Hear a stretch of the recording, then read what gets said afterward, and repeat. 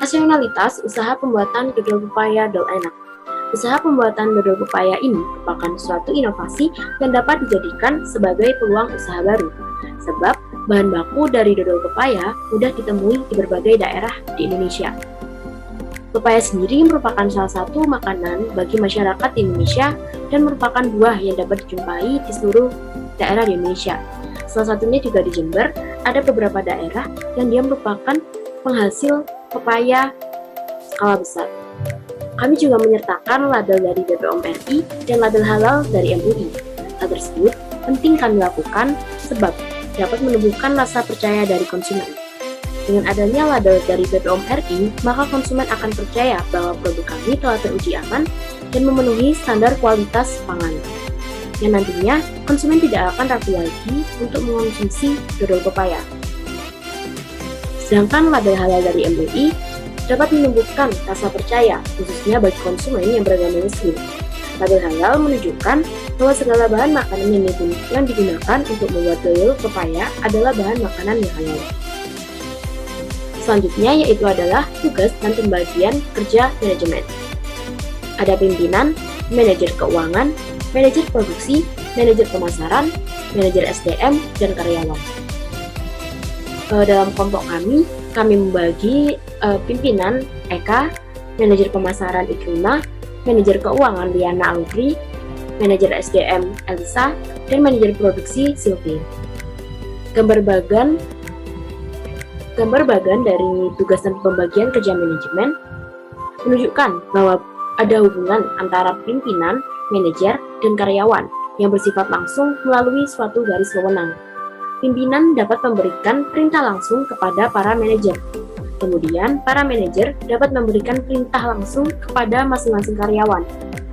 Sedangkan hubungan antara masing-masing manajer dapat saling bekerja sama. Begitu juga dengan hubungan antara masing-masing karyawan.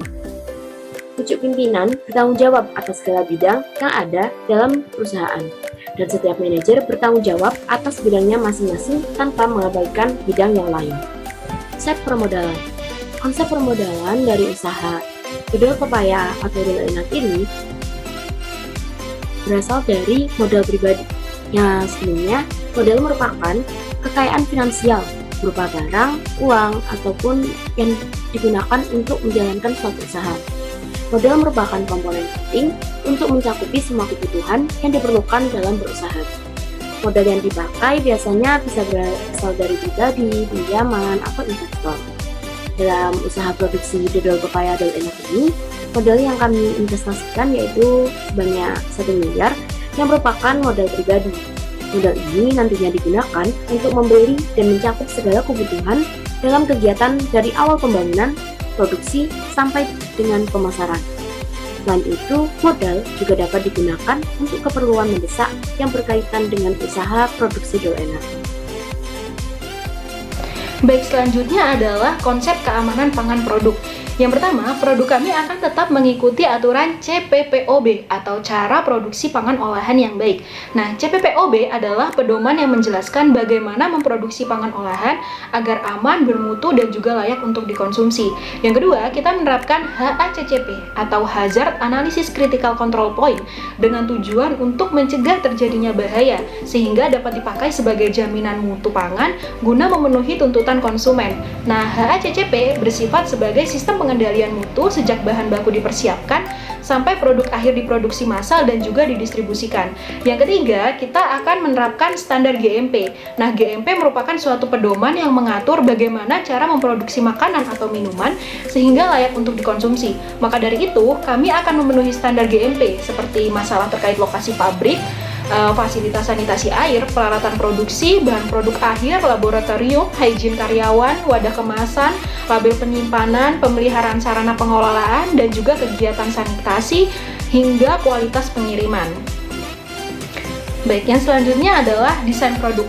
Nah, dalam usaha kami ini, kami memilih packaging berwarna kuning sebagai latar karena warna kuning memiliki spektrum yang paling bisa menstimulasi mata yang tentunya dapat menarik perhatian konsumen. Nah, warna kuning ini juga memiliki kesan ceria, segar, hangat, dan juga menimbulkan efek bahagia. Nah, dalam kemasan 500 gram ini, kami juga menggunakan kemasan berbentuk standing pouch.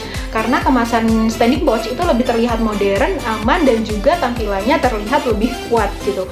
Nah, dalam kemasan ini juga kita tidak lupa untuk memberi logo halal di sebelah kanan atas dan juga logo 100% Indonesia, karena produk ini asli buatan kami sendiri dan 100% produk olahan Indonesia.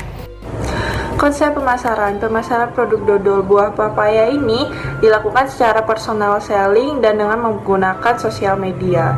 Cara personal selling yaitu dari mouth to mouth dari konsumen serta sosial media dengan menggunakan aplikasi Instagram, WhatsApp, dan aplikasi TikTok.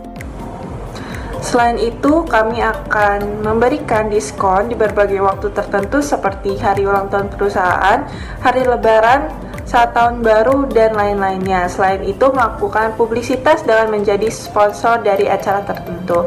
Berikut flyer untuk mempromosikan produk kami. Berikut tampilan dari flyer atau brosur dari produk kami.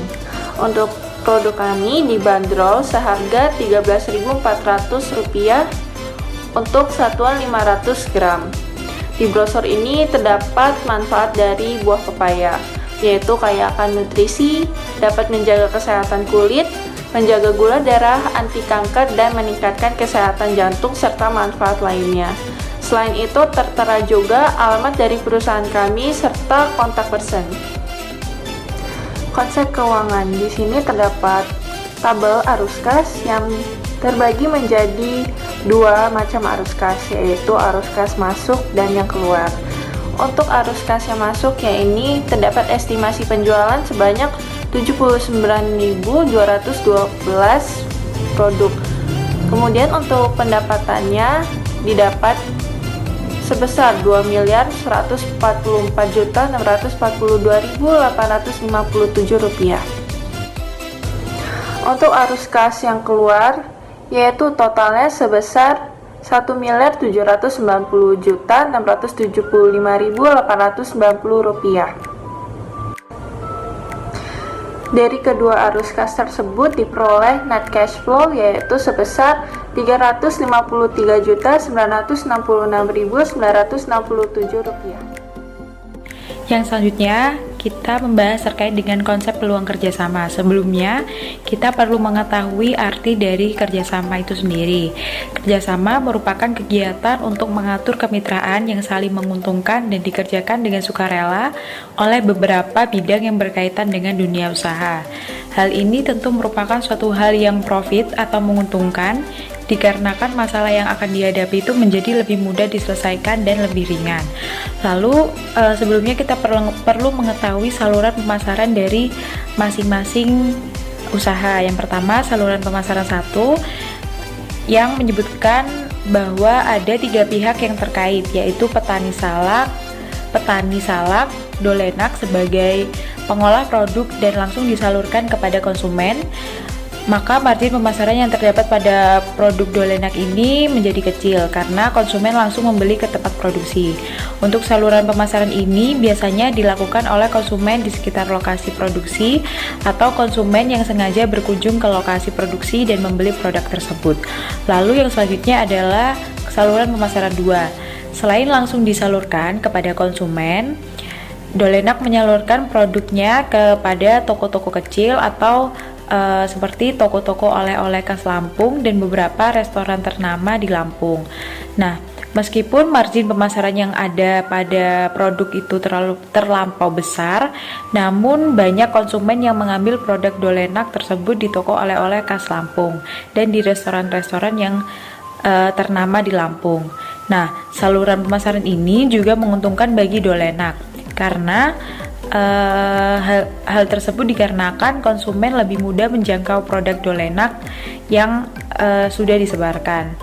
Oleh karena itu, perlu adanya kerjasama antara petani dan pemerintah atau lembaga atau pihak-pihak terkait untuk dapat membantu pelaku usaha dalam meningkatkan infrastruktur yang ada guna menunjang proses pengembangan usaha.